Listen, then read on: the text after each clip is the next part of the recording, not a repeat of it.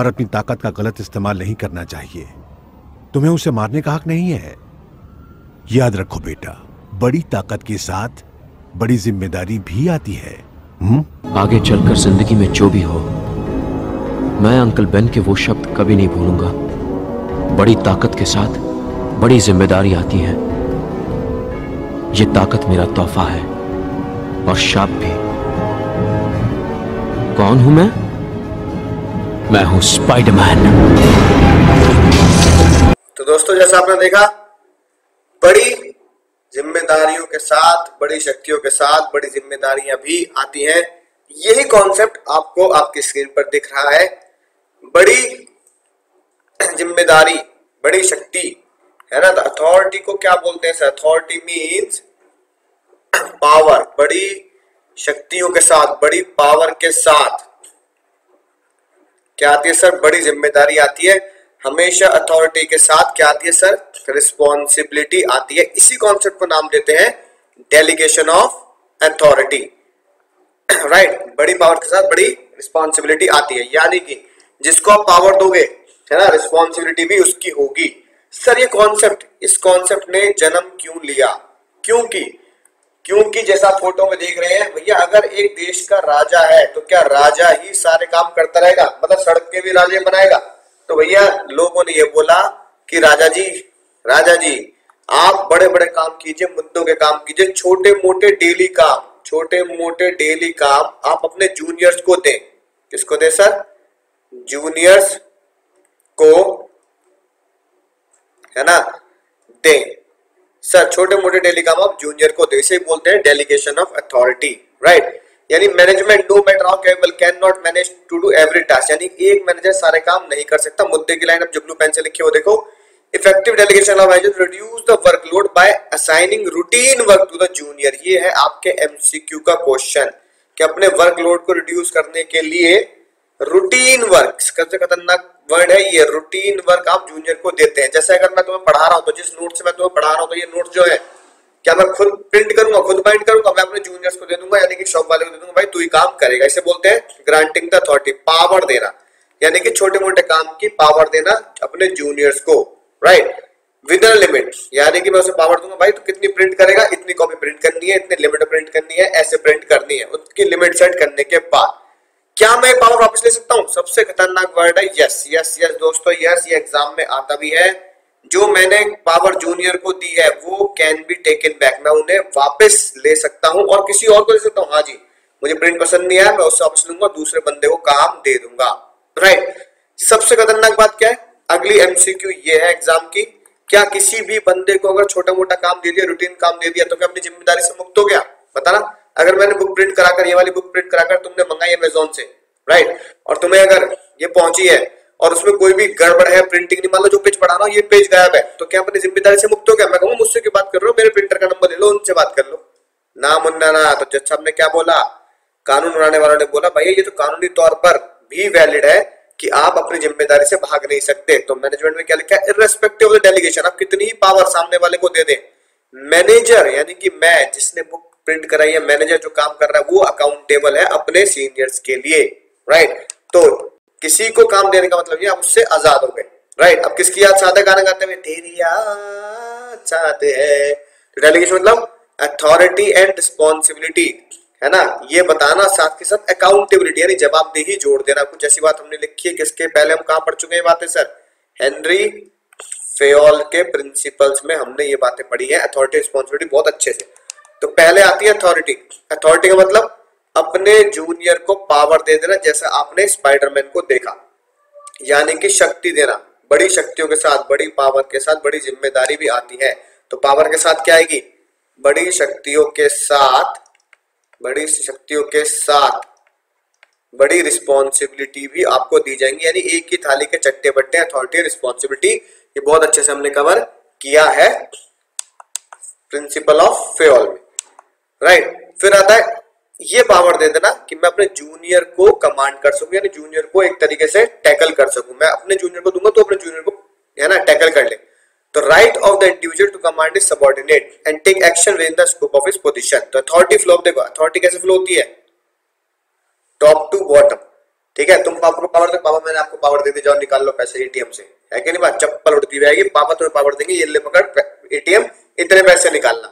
तो पिताजी के पास अथॉरिटी है अपने जूनियर को कंट्रोल करने की, से हम स्केलर चेन में भी पढ़ते आए, राइट। तो अगर सिंपली बात लिखना हो तो सिंपली क्या लिखोगे, authority is power to take decision, यानी किसी को आपने अथॉरिटी दी है तो उसको एक तरीके से पावर देती कि वो डिसीजन ले सके।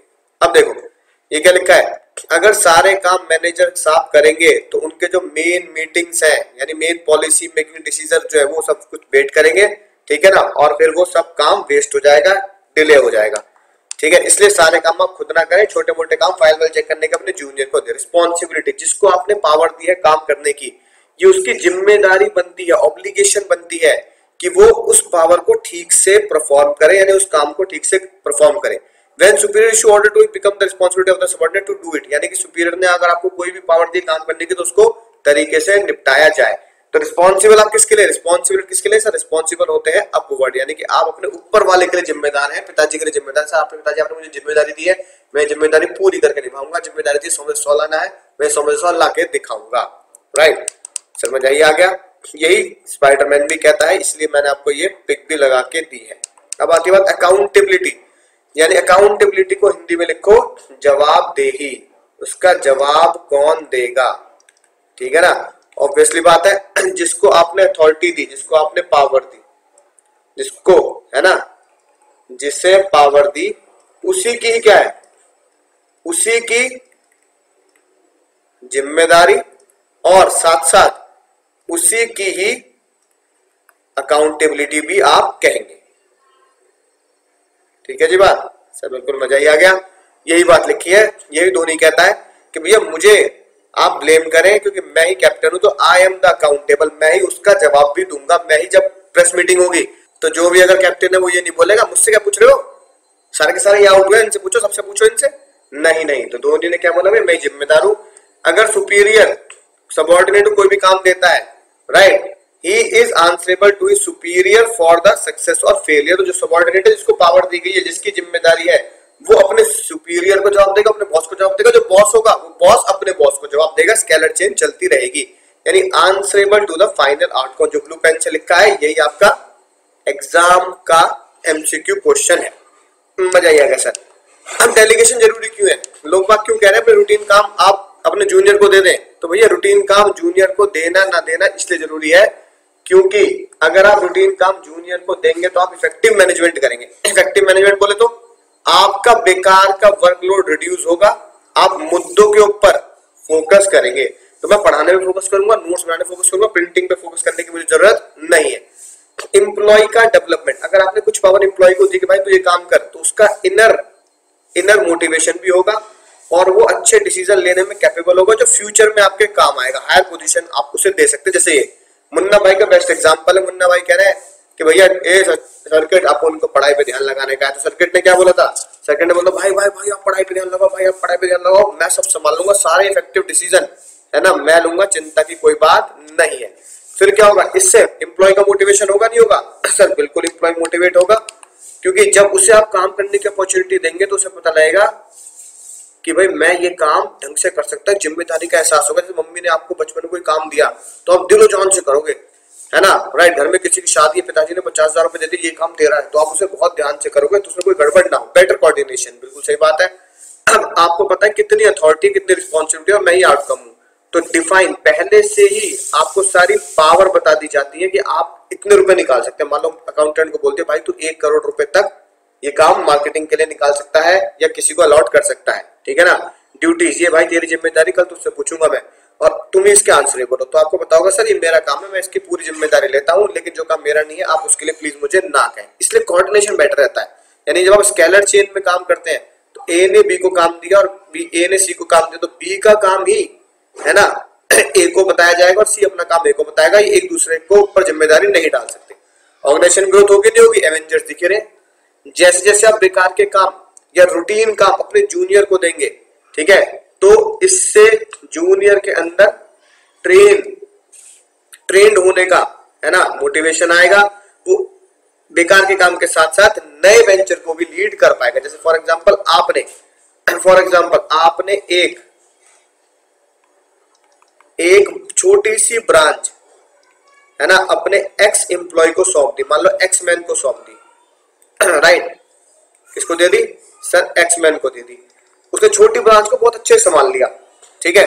फिर आप उसे फ्यूचर में अगर बड़ी ब्रांच देना चाहते हो, एक्स मैन को ही आप एक बड़ी ब्रांच, एक बड़ी टेरिटरी है ना, एक बड़ा शहर भी आप उसे सौंप सकते हैं। इससे ऑर्गेनाइजेशन की ग्रोथ होगी ताकि नए नए लोग भी आपको बेटर रिजल्ट दे सके।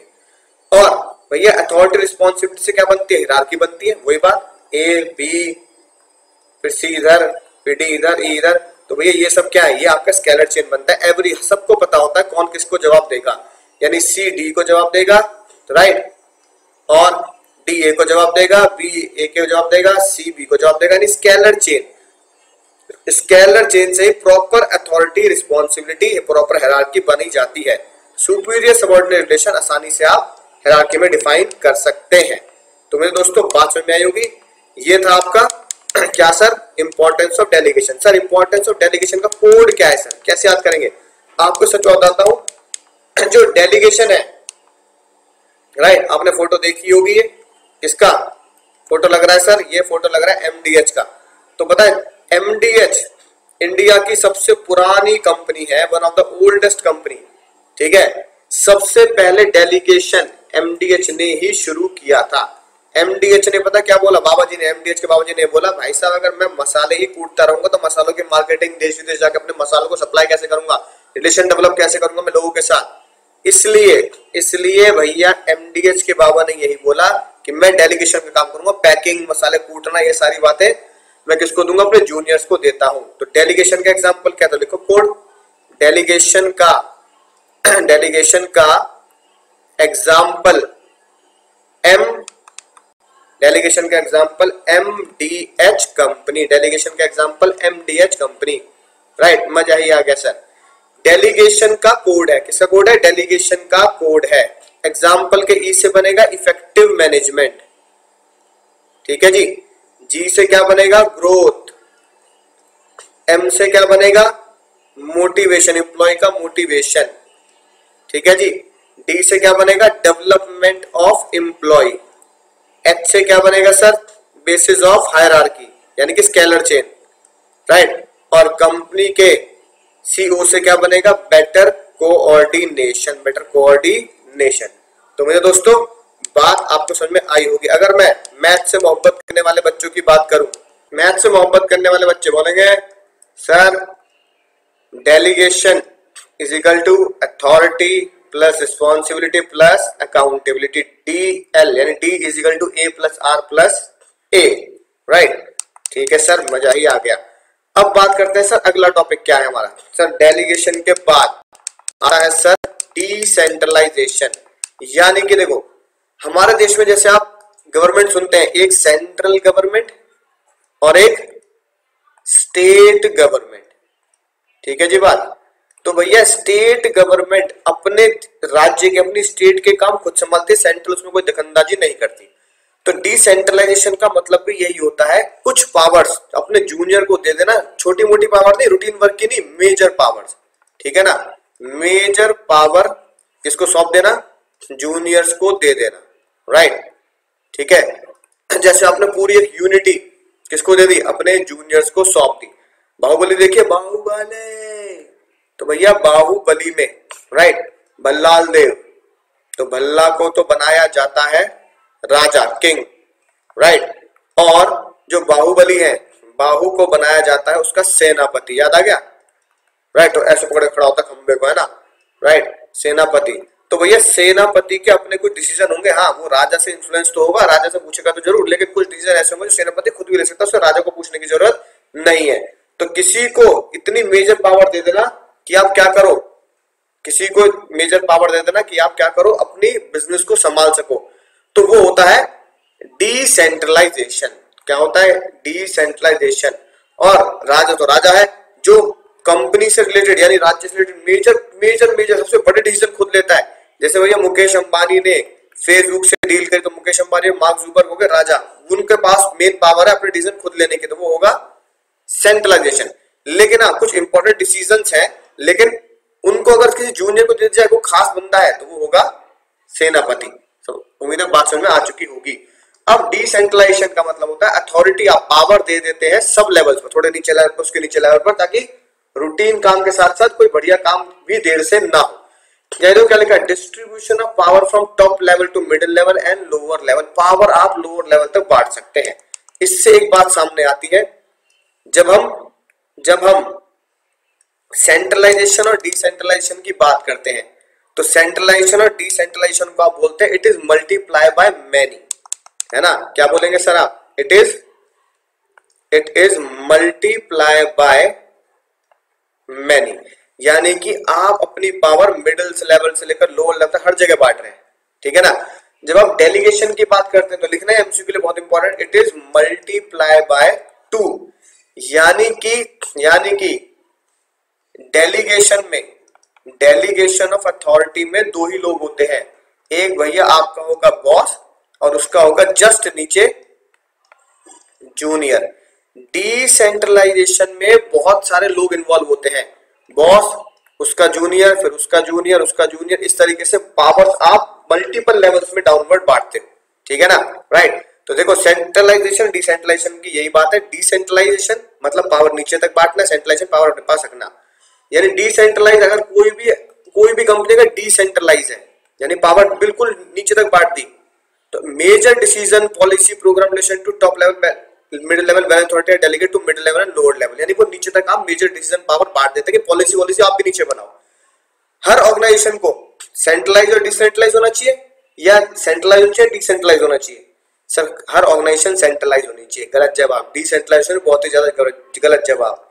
ऑर्गेनाइजेशन होनी चाहिए balance between centralize and decentralize, यानी कि सेंट्रलाइज भी होनी चाहिए और एक डिसेंट्रलाइज भी होनी चाहिए। तो देखो those organization which take majority decision lies only with the top management, सिर्फ टॉप मैनेजमेंट के पास ही सारी पावर हो तो उसे बोला जाता है डिसेंट्रलाइजेशन। ये कब काम आता है? ये भैया प्रोप्राइटर कंपनी में, लाला कंपनी में काम आता है। अगर एक प्रोप्राइटर फर्म है, ठीक है, मान लो आपके पिताजी की दुकान है, फैक्ट्री है, वो अकेले ही संभालते हैं तो सारे डिसीजन वो ही लेंगे, ठीक है ना। जैसे मैं हूं, मुझे अपने काम के डिसीजन मैं खुद लूंगा, तो सेंट्रलाइजेशन यहाँ चलता है। कंप्लीट सेंट्रलाइजेशन का मतलब क्या होता है? सारी डिसीजन पावर टॉप मैनेजमेंट के हाथ में। पापा आपके ये तक डिसाइड करेंगे कि दुकान कितने बजे खुलनी है, कितने बजे बंद होनी है, ब्रेक कितने टाइम का है, कब छुट्टी है ना। ये पॉसिबल हुई है one man army. Complete decentralization में क्या होता है? यानी कि आप सारी की सारी पावर्स लोअर लेवल तक दे देते हो, यानी कि सबसे छोटे एम्प्लॉय को क्या बोलते हो, जो मर्जी हो वो कर, लेकिन एक दायरे में रहकर कर और कंपनी की, है ना, प्रॉफिट के लिए काम कर, तो उसे बोलते हैं कंप्लीट डिसेंट्रलाइजेशन। तो ये भी अच्छा नहीं है, ठीक है ना, पढ़ा था ना हमने। कंप्लीट डिसेंट्रलाइजेशन से क्या होगा? पावर का मिसयूज होगा। So no organisation can be complete centralised और decentralised, they exist together and they need for balance between the two. अब आती है बात, सर डिसेंट्रलाइज करना जरूरी क्यों है, डिसेंट्रलाइज जरूरी क्यों है कि नहीं बात? तो देखो सबसे पहली बात, अगर मैं पावर को डिसेंट्रलाइज करता हूं, यानी पावर को जूनियर को देता हूं, यानी कि एक यूनिट जूनियर को देती, उसको सौंप दिया सब कुछ कि तू ही देखेगा, जो कुछ करेगा तू ही करेगा, है ना। इससे क्या होगा? प्रिंसिपल ऑफ इनिशिएटिव लगेगा हेनरी फ्योल का। लोग अपने खुद के आइडियाज नए देंगे, अपनी खुद की ब्रांच, अपनी खुद के फैक्ट्री, है ना, ढंग से डेवलप करेंगे। Subordinate given freedom to take their own decision making, इससे क्या होगा? वो खुद अपने अंदर टैलेंट डेवलप करेंगे। जो एक बंदा एक छोटी फैक्ट्री, एक ब्रांच, दो ब्रांच, एक टेरिटरी संभाल रहा है, तो आगे वो कंट्री हेड भी बन सकता है, सीईओ भी बन सकता है। लोअर लेवल मैनेजर को आर्ट ऑफ मैनेजिंग पीपल आएगा तो उनसे स्किल और नॉलेज डेवलप होगी, वो फ्यूचर में हाई लेवल पर भी काम कर सकते हैं। क्विक डिसीजन, अब भैया अगर मान लो नोएडा में मैं रिलायंस का नोएडा हेड हूं, तो मुझे अगर कोई भी काम करना है तो भैया उसके लिए बार बार मुकेश अंबानी को फोन करूं, Mukesh Ambani hello sir, phone नहीं उठाते आप मेरा, यार देखो ऐसी बात कर रहा, फोन नहीं उठाते मेरा। सर मैं सोच रहा हूँ ना, कल होली वगैरह है यहाँ पर, तो सोच रहा हूँ होली की 2 दिन की छुट्टी दे दूं, है कि नहीं बात, या अपने सिम पे डिस्काउंट लगा दो कुछ, तो सर आप क्या करो? तो भैया मुकेश अंबानी मेरे को कहेंगे भाई तेरी टेरिटरी है, तो जैसा करना है वैसा कर, बट टारगेट अचीव कर बढ़िया तरीके से। तो burden of decision bar bar top level does not lie on the few individual but get divided among the various subordinate. Top level के ऊपर ही नहीं छोड़ते आप, खुद भी आप उस डिसीजन को ले सकते हो। Subordinate are not required to take consultation from top management. सबसे इंपॉर्टेंट बात, जूनियर को बार मुंबई कॉल करके, हेड ऑफिस कॉल करके डिसीजन में कंसल्टेंसी लेने की जरूरत नहीं। जैसे आप आप बार बार मुझे ये फोन करने की जरूरत नहीं है कि सर ये जो आपने बात कही है क्या ये मान ले, सोच लिया आज से रोज 3 घंटे बीएसटी पढ़ूंगा, 100 में से सवाल आने, और भैया तुम मेरी किताबें पढ़ो, तो मैं कहूंगा भैया हाँ बिल्कुल से मेरी बुक की केस स्टडी से आप पढ़ो, है कि नहीं बात। तो क्विक डिसीजन है, आपको डिले करने की जरूरत नहीं है। इससे क्या होगा, जो टॉप मैनेजमेंट के लोग हैं वो एक ब्रांच के, एक स्टेट के, एक सिटी के काम में इन्वॉल्व नहीं होंगे, वो अपने मुद्दे के काम में है ना फोकस करेंगे, वो नई स्ट्रेटेजी बनाएंगे, न्यू पॉलिसी बनाएंगे, ठीक है ना। जैसे ही अभी कुछ दिनों में ही डील हुई है फेसबुक की और रिलायंस की, है ना, रिलायंस जियो मार्ट की, तो इन सब चीजों में भैया 43,000 करोड़ की डील हुई है, 43,000 करोड़ की, तो भैया इन सब चीजों में वो फोकस करेंगे, सिर्फ नोएडा है ना दिल्ली इन सब पे फोकस नहीं करना। इससे क्या होगा, ग्रोथ भी होगी। कैसे ग्रोथ होगी, जो लोअर लेवल के लोग हैं उनके ऊपर एक प्रेशर होगा कि भैया मुझे अपनी टेरिटरी संभालनी है, मुझे पूरा नोएडा संभालना, मुझे दिल्ली संभालना, और कंपनी के जो टॉप हेड है वो पूरे कंपनी को वर्ल्ड वाइड लेके जा रहे हैं। The authority of subordinate take decision regarding their own work, अपनी वर्क और डिपार्टमेंट का डिसीजन लेंगे तो नीचे भी ग्रोथ होगी, और हम बड़े डिसीजन ले रहे हैं भैया इंटरनेशनल लेवल के, तो रिलायंस की टॉप लेवल की भी ग्रोथ होगी।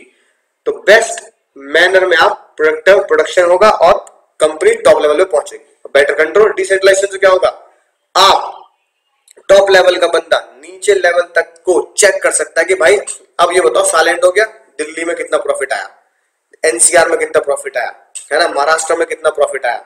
तो जो जो आपने डिपार्टमेंट, जो जो आपने फैक्ट्री यूनिट्स अपने जूनियर्स को सौंप रखी, पूरा तू संभालेगा, मेन डिसीजन लेगा, तो उनकी परफॉर्मेंस चेक होगी, तो इससे क्या होगा, कंट्रोल पे रहेगा। जो बंदा ढंग से परफॉर्म नहीं कर रहा वो क्या रहेगा, अकाउंटेबल रहेगा, जवाब भी देगा, यार दिल्ली इतनी बड़ी टेरिटरी है, देश की कैपिटल है, वहां तुम प्रॉफिट नहीं कमा पा रहे, है कि नहीं बात। मुकेश अंबानी कहेंगे वहां एयरटेल वाले ज्यादा कैसे कमा रहे हैं भाई, ठीक है, तो तुम इसका मतलब तुम कहीं ना कहीं गड़बड़ कर रहे हो। तो भैया दिल्ली की जिम्मेदारी तुम्हारे ऊपर है, तुम इसका पहले तो जवाब दो, और हम ये चाहते हैं कि अगली बार एयरटेल से, वोडाफोन से हमें आगे निकलना है। तो इससे क्या कंट्रोल रहेगा कंप्लीट एक्टिविटी पर, कि आप चेकआउट कर पाओगे कौन सा बंदा क्या काम कर रहा है। ठीक है सर, मजा ही आ गया। अब आती है बात, सर ये जो हमने डिसेंट्रलाइजेशन पढ़ा सर, इसका कोड क्या है, तो देखो कोड याद रखेंगे जो यहां मैंने आपको बना के दिया है, ये रही बात। सर डिसेंट्रलाइजेशन का छोटा क्वेश्चन गिफ्ट है, रट लो, ठीक है जी बात। सर समझ में आगे बात, लिखना जरा क्या है, डिसेंट्रलाइजेशन का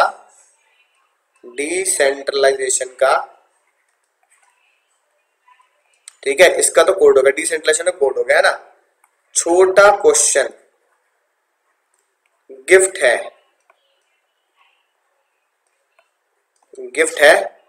क्या करना है उसे भैया, इसे तो एग्जाम में रट के ही जाना है। गिफ्ट है, क्या करो सर, रट लो। सी से बनेगा सर आखिरी point control, better control. Question के क्यू से क्या बनेगा, क्विक डिसीजन। गिफ्ट के जी से क्या बनेगा सर, गिफ्ट के जी से बनेगा growth, organisational growth.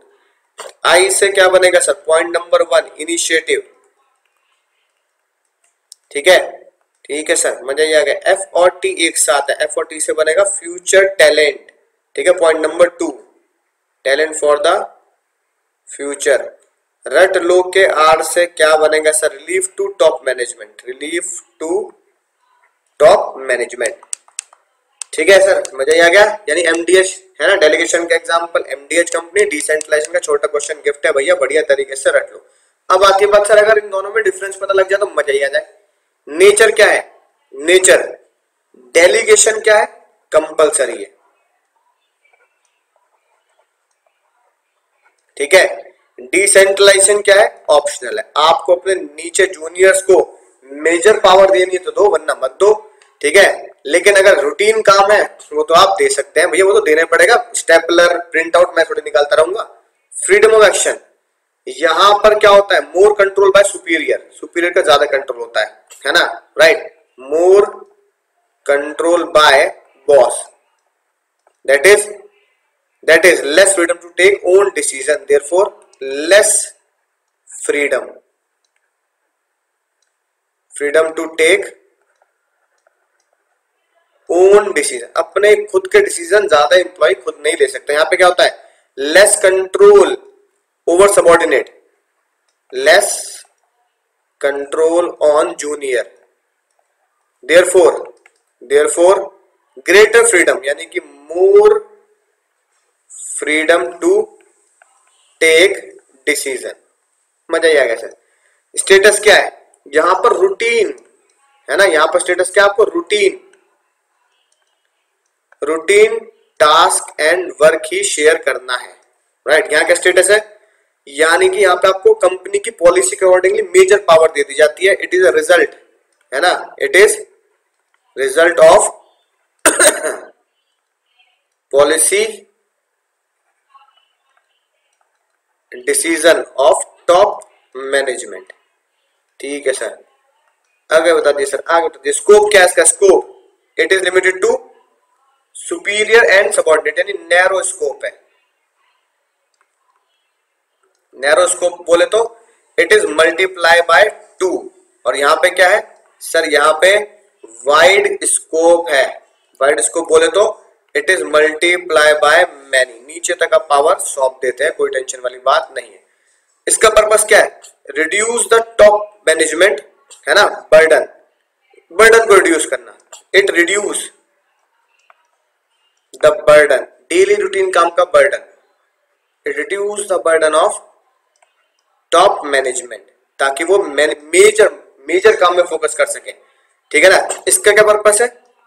It increase the role of subordinate, ये सबऑर्डिनेट के रोल को इंक्रीज करता है बाय गिविंग देम ऑटोनॉमी, यानी वो खुद से अपने डिसीजन ले सके। ऑटोनॉमी, है ना, ताकि आप उनको ऑटोनॉमी दे सके, ताकि वो खुद से डिसीजन ले सके। मजा आ गया सर। विड्रॉ, यस, आप उनकी अथॉरिटी को विड्रॉ कर सकते हैं और किसी और को दे सकते हैं, लेकिन यहां पर अथॉरिटी को पुश डाउन किया जाता है।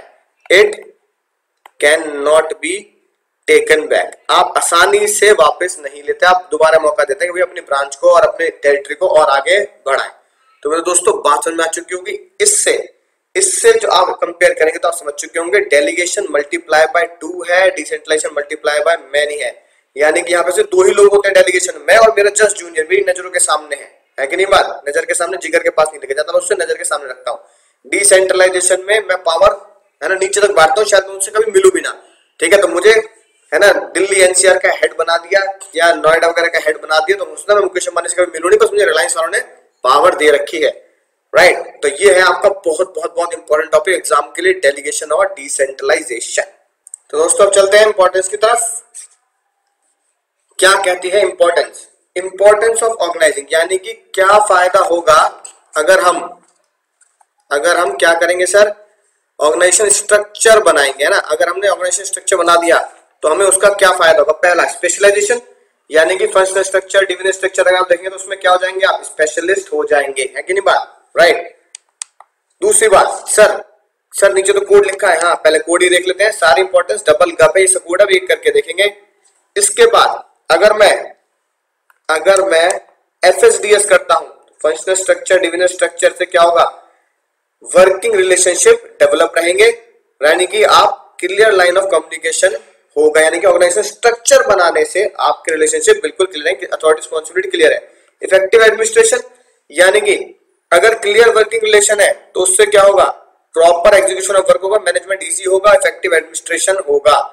यानी कि आप पहले से पता होगा कि भैया मैं किससे रिलेशनशिप में हूं, तुम्हारी बात नहीं कर रहा, और कौन मेरा बॉस है और मैं किसको रिपोर्ट करने वाला हूं।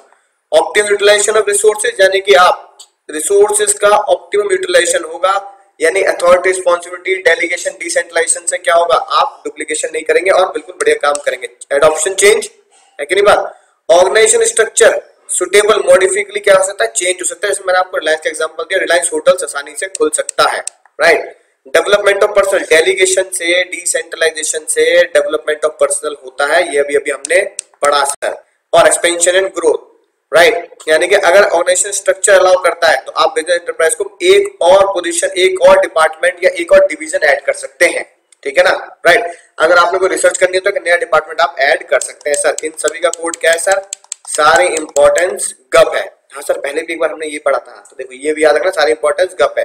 स्पेशलाइजेशन, ए से एडॉप्शन, आर से रिलेशनशिप, ई से इफेक्टिव मैनेजमेंट।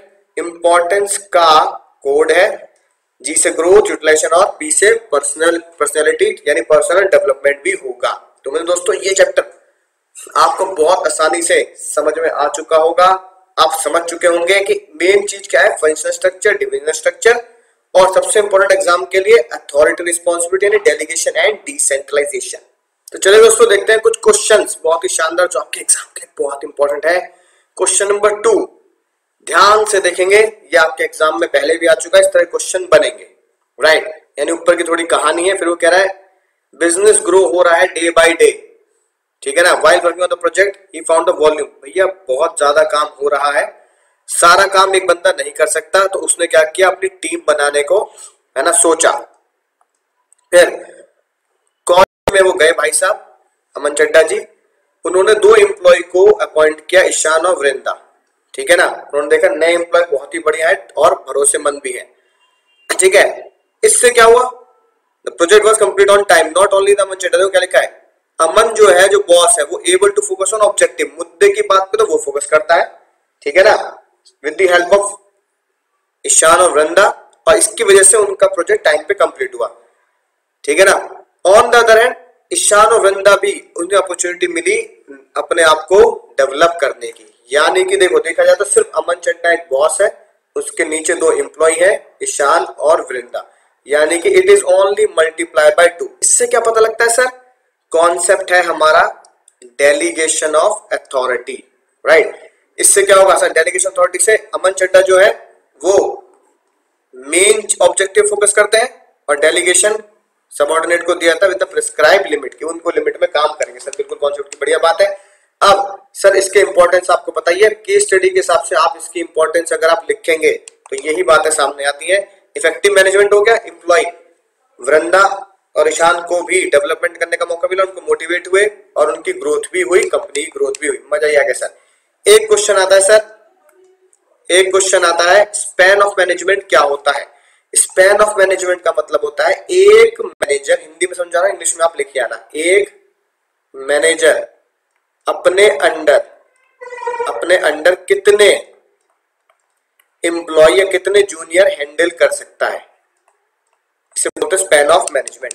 यानी कि देखो एक सेल्स मैनेजर है तो वो क्या करता है, 6 एम्प्लॉय अपने अंडर आसानी से क्या कर लेता है, टैकल कर लेता है, हैंडल कर लेता है, राइट, ठीक है। समझ गए सर, मजा ही आ गया। आगे क्वेश्चन देखते हैं सर और किस तरह क्वेश्चन एग्जाम में आ चुके हैं, ठीक है। फॉर्मल नहीं, देखो किरण वाला देते हैं question number 8। Kiran I love you वाली बात, किरण इंडस्ट्रीज, ठीक है, कंपनी है डीलिंग ऑफिस फर्नीचर बनाते हैं, राइट। एक तो पहली बात वो क्या करें, क्वेश्चन अगर आप देखो फ्रेमवर्क बताओ, फ्रेमवर्क नाम से पता लगना चाहिए ऑर्गेनाइजिंग चैप्टर का क्वेश्चन है, ठीक है, to cope up with emerging complexity जो हो रहा है। अब देखो फ्रेमवर्क पहचानेंगे सर, कंपनी ने डाइवर्सिफाई किया अपनी growth, the project was important, many alternative are generate after evaluating the various alternative, है ना। Sukhvinder manager director of the company decide they should have add, वो कह रहे हैं कि वो ऐड करेंगे अपने फर्नीचर के अंदर, वो ऐड करेंगे होम इंटीरियर एज अ, सबसे खतरनाक बात क्या है, ये क्वेश्चन खुद ही कह रहा है न्यू लाइन ऑफ बिजनेस। अगर वो न्यू लाइन ऑफ बिजनेस यानी पहले वो फर्नीचर बनाते थे, अब उन्होंने नया बिजनेस है ना लॉन्च कर दिया, तो उन्हें अब कौन सा फ्रेमवर्क, कौन सा स्ट्रक्चर फॉलो करना है, तो ये 2 स्ट्रक्चर है, एफएस या डीएस। तो कौन सा स्ट्रक्चर फॉलो करना है सर, नया लाइन आया है तो 2 प्रोडक्ट हो गए, तो 2 प्रोडक्ट होते ही हम डीएस पे जाएंगे। तो ये लिखिए बात, divisional structure should be adopt to cope up with the emerging complexity, reason है ना, अलग से डिपार्टमेंट होगा, अलग से डिवीजन होगा, तो अलग से ही वो काम को बढ़ाएंगे, राइट। तो देखो 2 लिमिटेशंस, वो कह रहे लिमिटेशंस बताओ, तो भैया 2 लिमिटेशंस भी आप लिख सकते हैं, कॉम्प्लेक्सिटी और इस तरह की जो हमने अभी पढ़ी थी, ठीक है सर, मजा ही आ गया, राइट। अगला देखो क्वेश्चन 9 भी देखते हैं, ये भी मजेदार क्वेश्चन है। वो कह रहा है क्वेश्चन में कि after identify the different activity है ना and allotted to members, identify the concept of management, यानी कि कौन सा मैनेजमेंट के कॉन्सेप्ट इन्वॉल्व है सिचुएशन में, लाइन कोड करके कॉन्सेप्ट बताने मैनेजमेंट के। अब देखो ध्यान से, कहीं लगता है कॉन्सेप्ट ऑफ मैनेजमेंट तो पता नहीं क्या क्या आ सकता है, अब ध्यान से समझना। हम क्या कर रहे हैं, वन सजेस्टेड, एक बंदे ने सजेस्ट किया कि हम हेल्प ले लेते हैं लोकल लोगों की, बच्चों की। वन मोर सजेशन, ठीक है ना, अनएम्प्लॉयड यूथ को हायर कर लेते हैं ठीक है ना, राइट। इट वॉज डिसाइडेड, ये डिसाइड किया गया कि हम लोकल रेजिडेंट की हेल्प लेंगे और क्या करेंगे, नए डस्टबिन वगैरह खरीदेंगे, कूड़ा इकट्ठा करेंगे, डिस्पोजल गार्डन करेंगे, ये सारी एक्टिविटी करेंगे, है कि नहीं बात, राइट। यानी कि कैंपेन चलाना है क्लीन सराउंडिंग के लिए। उम्मीद दोस्तों बात समझ में आई होगी। तो आइडेंटिफाई द कॉन्सेप्ट्स, तो देखो एक तो हमने ये डिसाइड कर लिया कि हम ये करेंगे, तो ये तो हमने प्लान बना लिया, ठीक है, और साथ साथ चीजों को इकट्ठा करना भी शुरू कर दिया। मैन, ठीक है ना, लोकल रेजिडेंट मैन, मनी, ठीक है, मेटल खरीदने के लिए मनी और मटेरियल, ये सारी चीजें हमने इकट्ठा करना शुरू कर दिया। प्लानिंग और ऑर्गेनाइजिंग, ये मेरे दो कॉन्सेप्ट से निकल के आते हैं, इंपॉर्टेंट है, बच्चे इसको कंफ्यूज कर जाते हैं एग्जाम में, इसलिए ध्यान समझना। प्लानिंग, एक ने सजेस्ट किया कि भैया लोकल रेजिडेंट, अदर ने सजेस्ट किया कि हम नए वेंचर के लिए, है ना, अनएम्प्लॉयड यूथ को लेंगे प्लानिंग। इसके लिए हमने क्या किया, ठीक है, यूथ लोकल रेजिडेंट की हेल्प ली, ये सारी चीज इकट्ठे करी, इसे बोलते हैं प्लानिंग के साथ साथ ऑर्गेनाइजिंग। ठीक है सर, बहुत बढ़िया बात थी, ठीक है। अगला देखो, ठीक है, इस तरह के क्वेश्चन आता है अगले कॉन्सेप्ट के ऊपर। क्या लिखा है, identify the concept used by Neeraj Gupta. अपनी कंपनी को हाइट्स पे पहुंचाने के लिए उन्होंने क्या कॉन्सेप्ट यूज किया, सुनना ध्यान से, पढ़ना ध्यान से। As the product was good and market well, there demand, ऊपर हो गई, to increase the production company decided to recruit additional employee Neeraj Gupta who was earlier taken all the decision। पहले नीरज गुप्ता क्या थे, वही करते थे सारे के सारे डिसीजंस, ठीक है। उन्होंने क्या किया, अपनी अथॉरिटी को डिस्पर्स कर दिया, है ना, सिलेक्टिवली डिस्पर्स द अथॉरिटी, ये कीवर्ड है डिस्पर्स द अथॉरिटी, जो मैंने तुम्हें हाईलाइट भी कराया था। ये कीवर्ड किसका है, डिस्पर्स। डिस्पर्स मतलब होता है कई लेवल तक फैलाना, डिस्पर्स का मतलब होता है फैलाना। तो फैला, अथॉरिटी फैलाई जाती है कहां पे सर, डिसेंट्रलाइजेशन में। तो ये कीवर्ड है डिसेंट्रलाइजेशन का, राइट।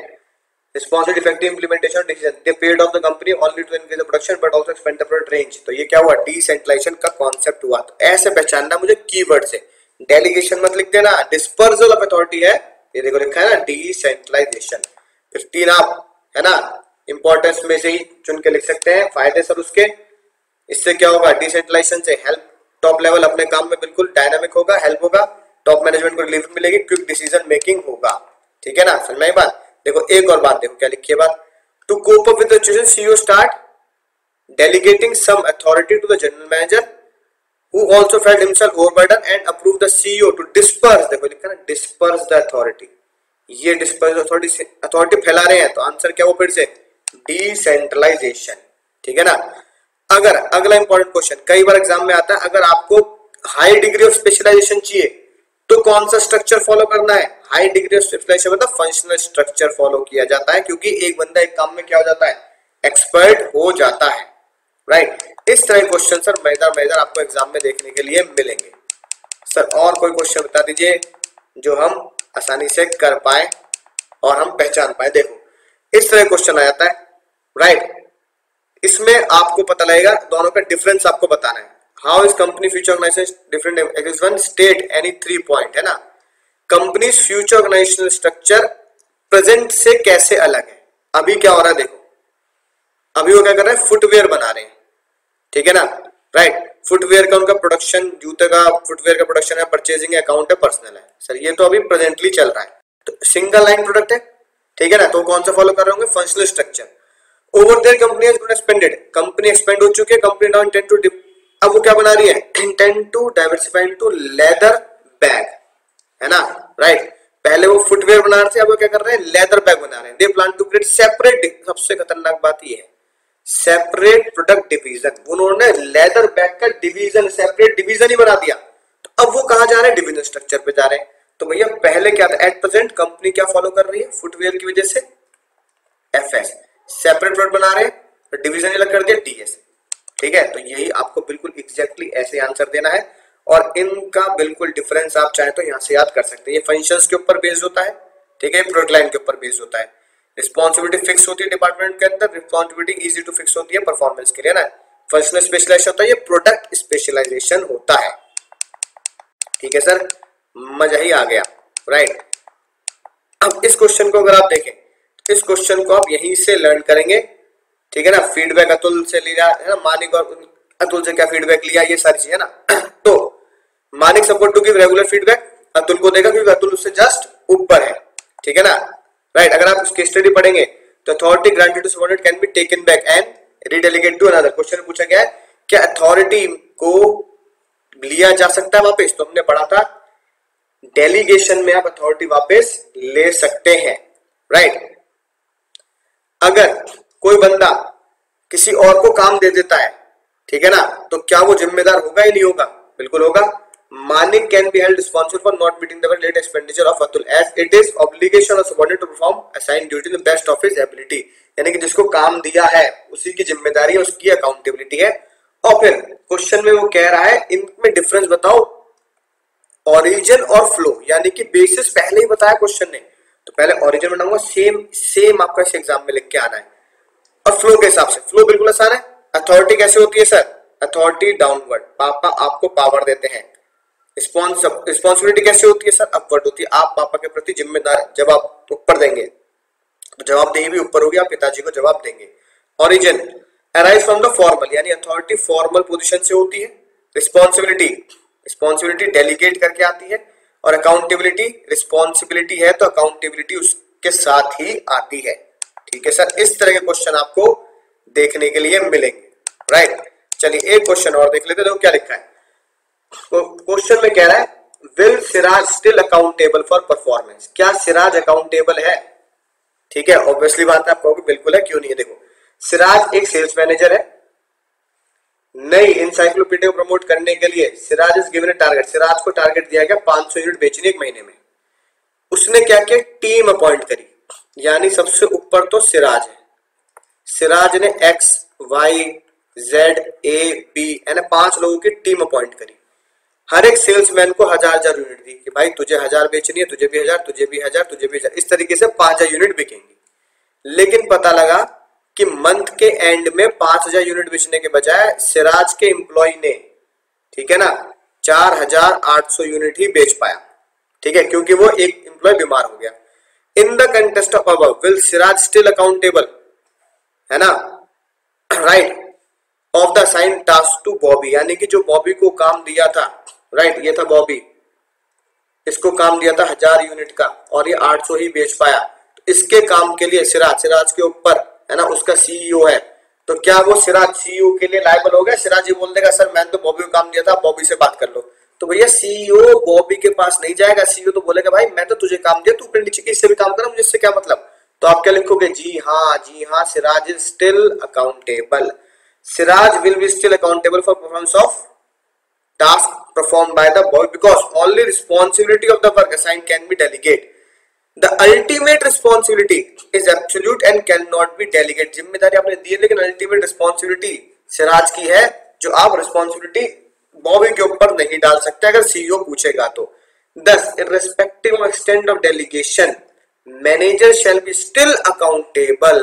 आप कितना ही अपने जूनियर को 1-to-1 डेलीगेट कर दें, ठीक है ना, मैनेजर जो है वो सीईओ के लिए जिम्मेदार रहेगा। हाँ आप ये जरूर कह सकते हैं सर बॉबी जो है, बॉबी सिराज के लिए जिम्मेदार है और manager CEO, Siraj manager CEO के लिए जिम्मेदार है।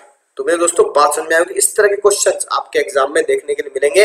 एफएसडीएस का भी क्वेश्चन मैंने बता दिया आपको, सेंट्रलाइजेशन डिसेंट्रलाइजेशन क्वेश्चन बता दिए हैं। जितनी ज्यादा केस स्टडी एमसीक्यू आपको करना है वो बिल्कुल मन लगा के कीजिए। एक केस स्टडी, एक मैंने आपको बोला ही था, ठीक है, प्लान मैंने आपको दिया है, एक case study world best presentation से आपको रोज सॉल्व करनी है, राइट। तो चलिए बस ये काम कीजिए, दोस्तों के साथ शेयर कीजिए। मैं मिलूंगा लेक्चर में, तब तक पढ़ते रहिए, सीखते रहिए, आगे बढ़ते रहिए और मुझे